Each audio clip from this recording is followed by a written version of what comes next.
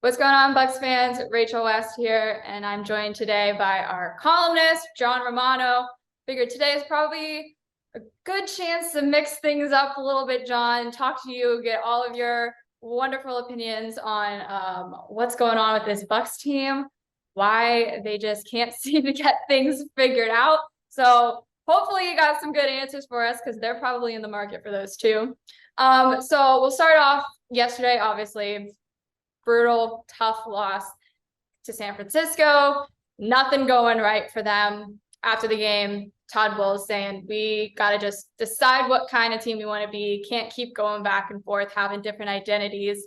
So they're having a little bit of an identity crisis here. So through these first 14 weeks of the season, just what kind of team, in your opinion, have they proven themselves to be?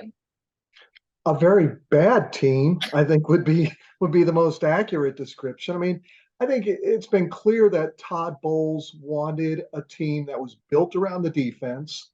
They have put up some nice numbers defensively. They typically don't give up a lot of points other than yesterday.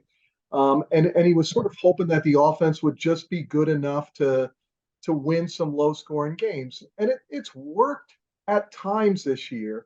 The problem is the defense is not dominant enough to take over games. They don't get turnovers, which is crazy.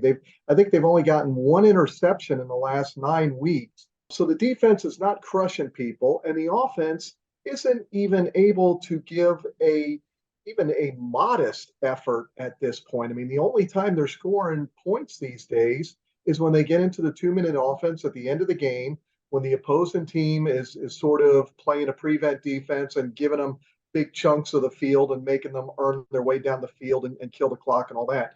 So the offense just isn't producing enough to even help what is a pretty good defensive team. For as much as we hear Byron Leftwich preaching, score more points, definitely have yet to see that on the scoreboard. But okay, so putting you in the hot seat here, waving my magic wand. You're now head coach of the Tampa Bay Buccaneers. How do you fix this mess, and how do you salvage the rest of the season? Well, I think I would jump in the time machine and maybe go back and decide that they really did need to make a change at offensive coordinator back in September when these problems first started appearing. It's obviously too late right now to do that in December to completely overhaul an offense. But they've got to do something. I mean, when you watch other teams on a week to week basis, you see receivers running free, receivers that are doing crossing routes with a defensive back 2 yards behind them. The Bucs have not come up with any kind of coherent passing plan to let Mike Evans and Chris Godwin and Julio Jones and Russell Gage do what they do best, and that's get open in the secondary and make big plays. I don't know if it's because they don't trust the offensive line to hold off the pass rush long enough for plays to develop. I don't know if it's Tom Brady doesn't trust the offensive line long enough to do it, but they need to figure out some way to get the downfield pass and attack working because we know at this point they can't run the ball well enough to win games that way. And the short passing game just isn't working because defenses know it's coming. They know every single play that the Bucs have been running for the last 12 weeks, and it's not changing now. So they've got to get the downfield passing game going. All right, and so if that happens, or whether it doesn't, how do you foresee these next couple weeks playing out?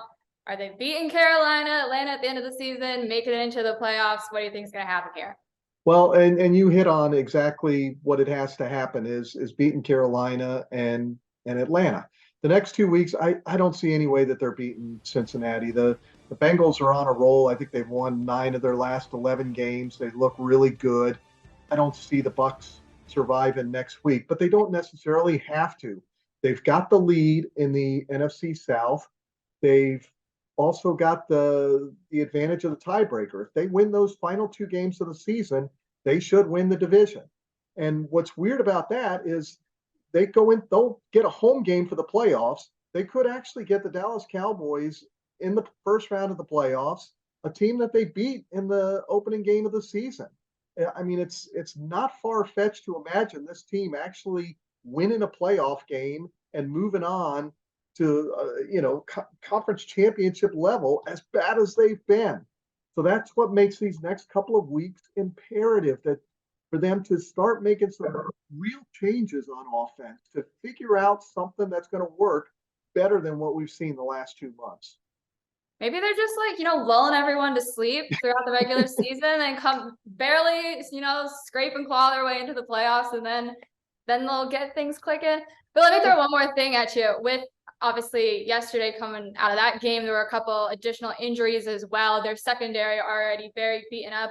Offensively, they have gotten a little healthier throughout the season, but just how big of a role are those injuries and the health of all these guys going to play in these next couple critical weeks here to close out the season? That's obviously a problem. Vita Vea is a huge part of that defense, sitting in the middle of that defensive line, making sure teams can't run the ball up the gut.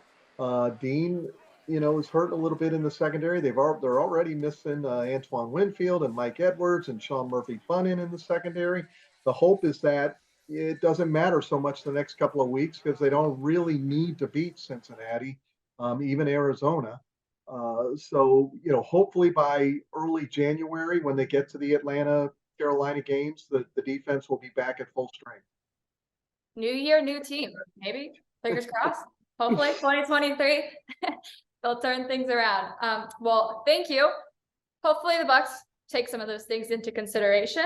Maybe you'll find your way into the offices there, into the building. Yeah, right. We like what you think.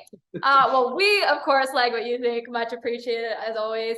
And of course, everyone, make sure to check out all of John's great work that we've got for you, and all of our other Bucs coverage over on social media at Sports by Tampa Bay Times, as well as over at tampabay.com.